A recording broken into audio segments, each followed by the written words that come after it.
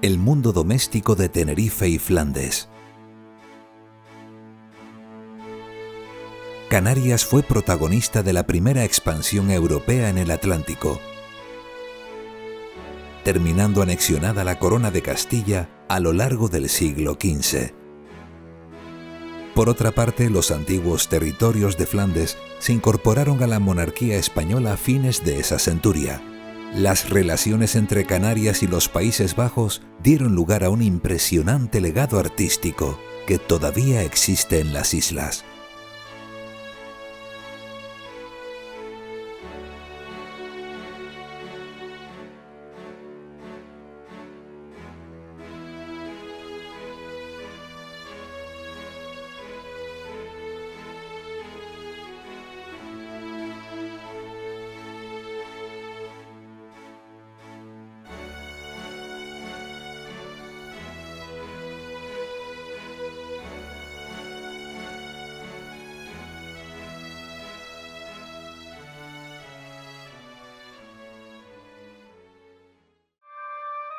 Tras el primer viaje de Colón en 1492, el archipiélago canario se convirtió en una escala fundamental en el viaje de ida a la América.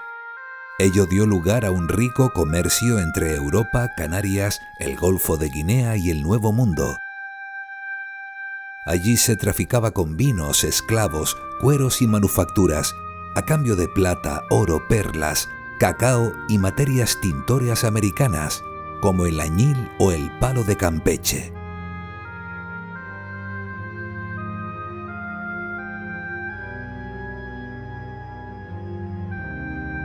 Canarias estaba además situada en una latitud subtropical que le permitió ofrecer productos de lujo muy demandados en el norte de Europa, especialmente el azúcar de caña.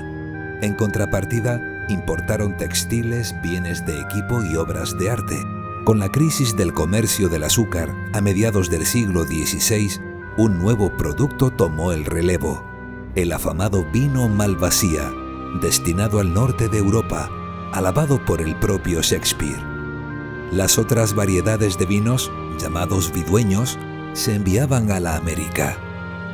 Gracias a ese comercio atlántico, la economía y población de Canarias experimentaron un crecimiento espectacular durante los siglos XVI y XVII. Aquella riqueza material trajo consigo una demanda de obras artísticas de gran calidad.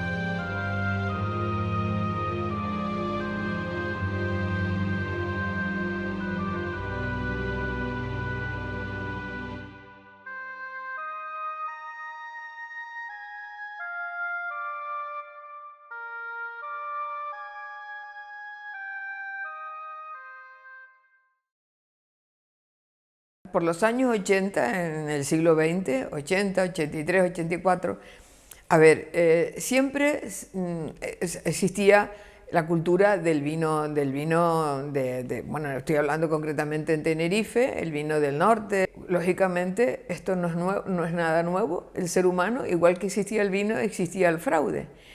Y llegó un momento donde las bodegas, realmente estas bodegas que yo comento, particulares, familiares, artesanales, estaban llenas de vino, y por otro lado los guachinches estaban llenos también de vino, pero el vino venía por el muelle, o sea que era otro vino, pero se vendía como vino del país. Y entonces la administración tuvo que intervenir, lógicamente, y fue una época muy bonita. Porque me refiero bonita e interesante porque hubo una colaboración de la sociedad civil con la administración, en la cual participamos unas cuantas personas de la sociedad civil y, por supuesto, totalmente apoyados y tutorizados por la administración.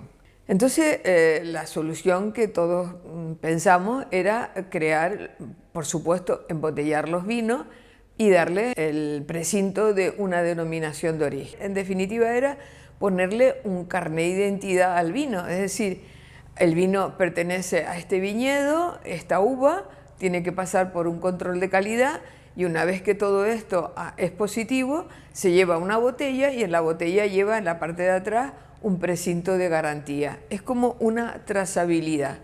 Fue una manera de volver otra vez a recuperar y a darle sentido al vino de Tenerife. En este caso, la primera denominación fue Tacoronte Acentejo, y luego pues salieron todas las demás, que son 5 denominaciones en Tenerife y en el resto de las islas. Acabada la conquista, Canarias acogió a naturales de los reinos de Castilla y Portugal junto a negociantes extranjeros. Entre ellos existió un pequeño pero poderoso grupo flamenco. Así, comerciantes y cosecheros fueron formando la futura élite de las islas.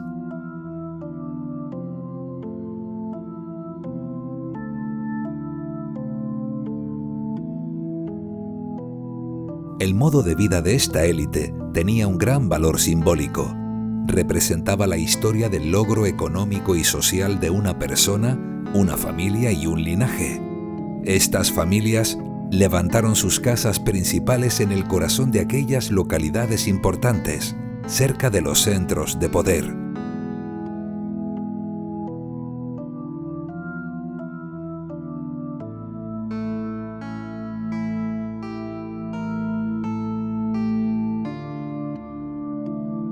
Los escudos de armas adornaban sus fachadas.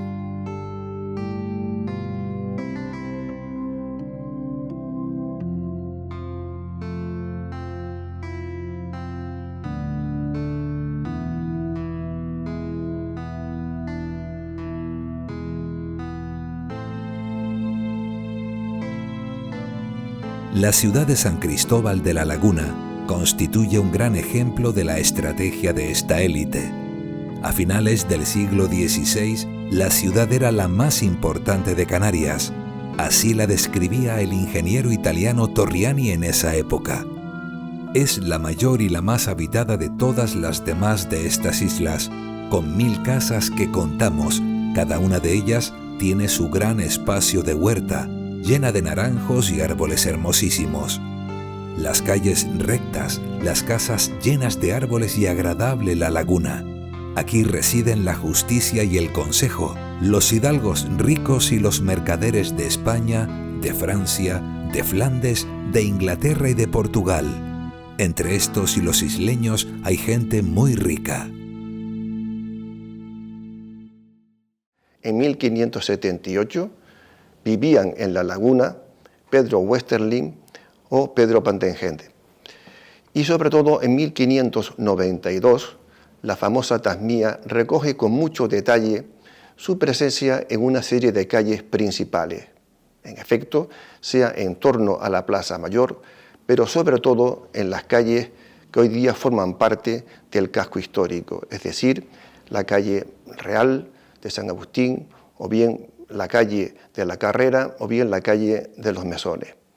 En la calle de la Carrera, por ejemplo, vivían 2 de los más importantes mercaderes flamencos en Tenerife, como eran Pedro Blanco y Pascual Leardín, aparte de otros de menor empuje, como eran Jaques o Picabete.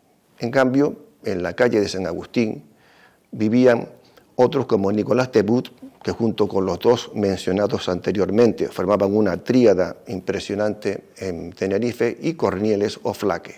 Sin embargo, no todo eran mercaderes, también habían otro tipo de profesionales. Un ejemplo es el preceptor de gramática Levinos Apolonio, que vivía en la calle de la Casa, que es la actual de Ampalaí. Junto a la laguna había otra localidad en la isla que empezaba a hacerle competencia desde un punto de vista económico. Era el famoso puerto de Garachico, que de un modo aproximado, entre 1585 y 1620-1625, se constituyó en el principal puerto del archipiélago, de manera que algunos de los mercaderes que vivían en la ciudad capitalina, en la laguna, también optaron por simultanear su presencia en Garachico. Tal es así que en 1596, un comisario de la Inquisición, Claudio de la Cueva, decía que Garachico más parece un pueblo de flamencos o bien de otro lugar extranjero que de España, debido a la gran cantidad de foráleos que allí vivía, debido a la comodidad del lugar y a su breve despacho.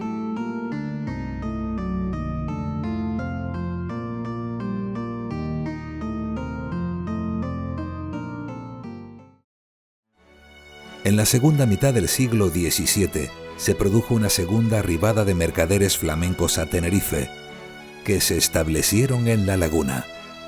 Mustelier, Bigot, Roh y especialmente Jansen. Oriundos de Amberes, este grupo comerciante tendrá un papel importante en la economía de la isla.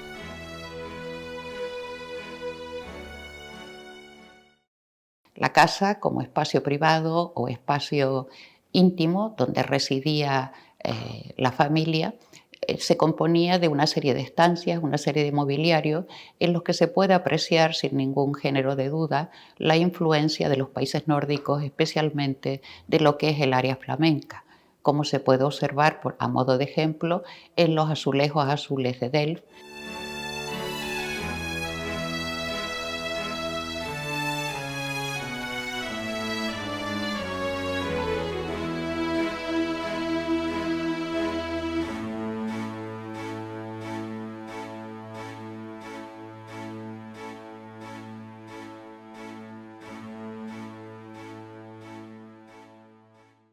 Si seguimos paseando por el interior de la casa, encontramos otros elementos importantes, como eran los armarios holandeses, que tuvieron un gran éxito sobre todo en el siglo XVII por la excelencia de su madera, por la robustez.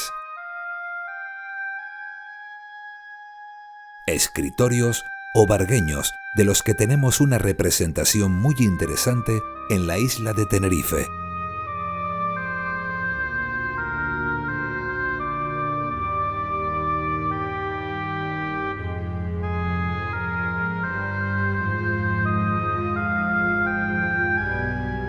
Estaban divididos en pequeñas calles, en gavetas, incluso algunos de ellos tenían espejos interiores para dar mayor amplitud. En algunos la madera estaba cubierta de carey, tenían pequeñas esculturas y representaciones, normalmente de temas mitológicos o de temas relativos a la pasión de Cristo.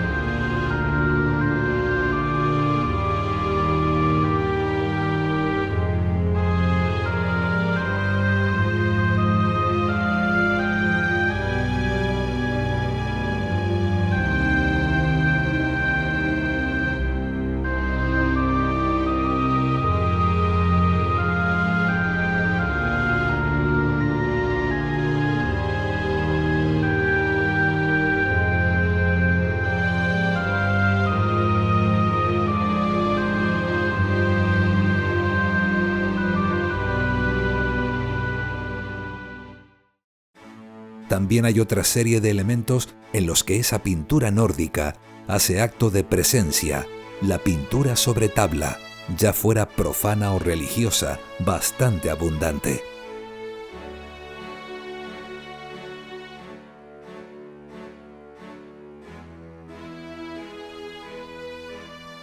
Las casas principales se decoraban también con pintura profana, como sucede con el óleo de Cupido, Amor Triunfante.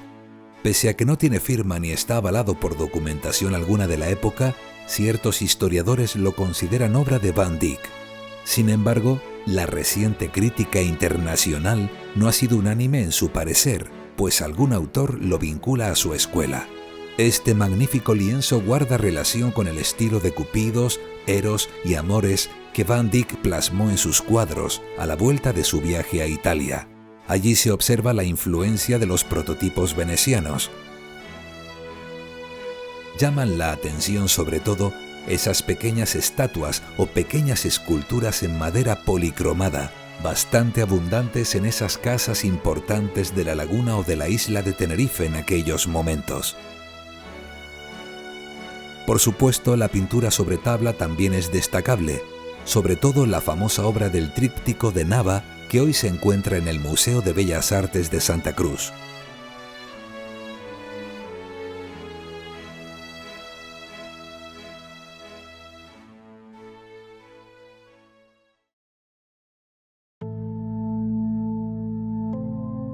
Cabe destacar el papel llevado a cabo por los Ponte en el siglo XVI, que eran los grandes propietarios del ingenio de Adeje.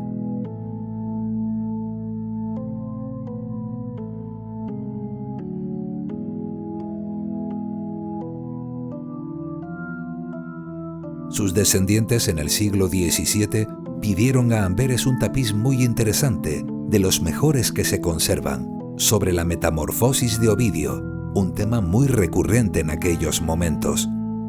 Los tapices formaban parte de la decoración interior de esas casas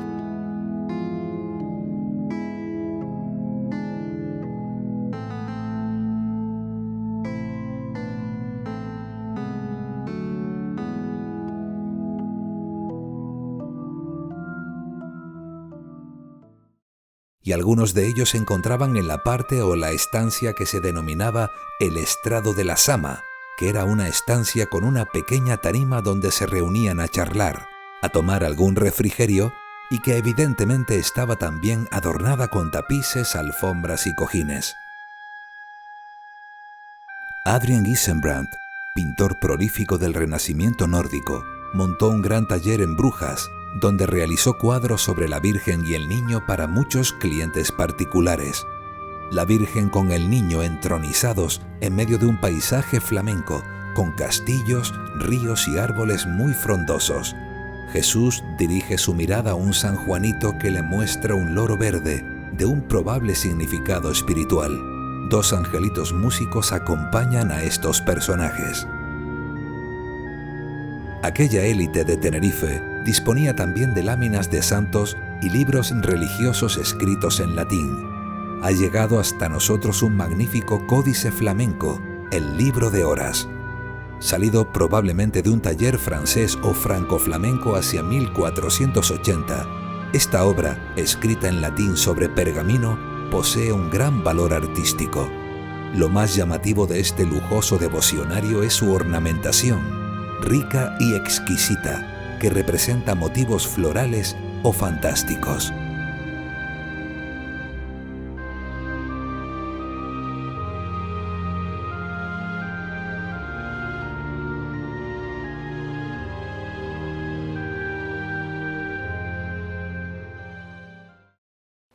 Respecto a los textiles, y fundamentalmente lo que eran los vestidos femeninos, cabe destacar que encontramos la mención a la saya, una pieza o una ropa de 2 piezas cosidas a la cintura.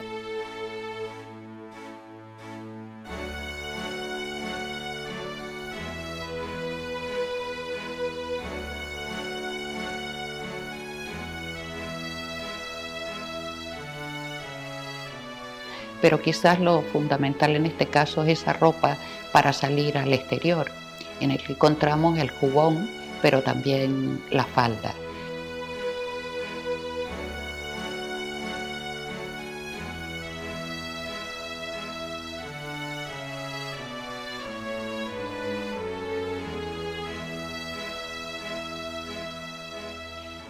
Y sobre todo los adornos que la misma tenía, como se puede observar en el caso del jubón, con esas mangas que salían al exterior, esas mangas acuchilladas, o en los propios escotes, ya fueran cuadrados o redondos, con sus gorgueras, en la propia redecilla que se llevaba en el pelo, en los botones y un largo etcétera.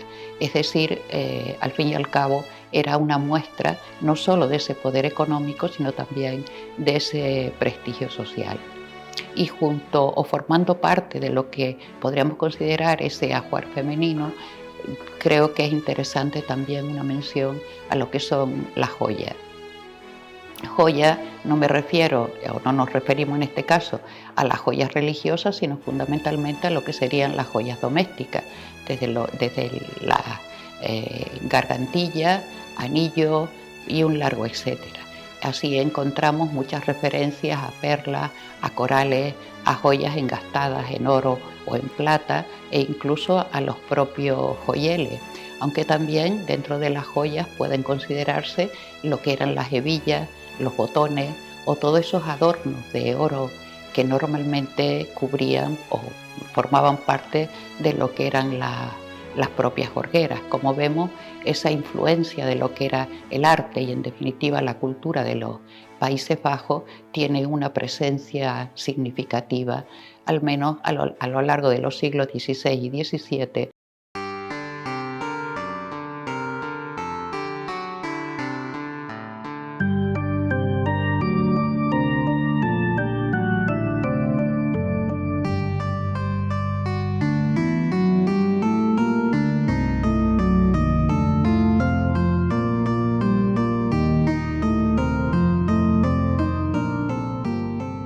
En definitiva, nos encontramos en Canarias con un mundo doméstico de esta élite fascinante y poco conocido, donde el legado artístico de Flandes está presente.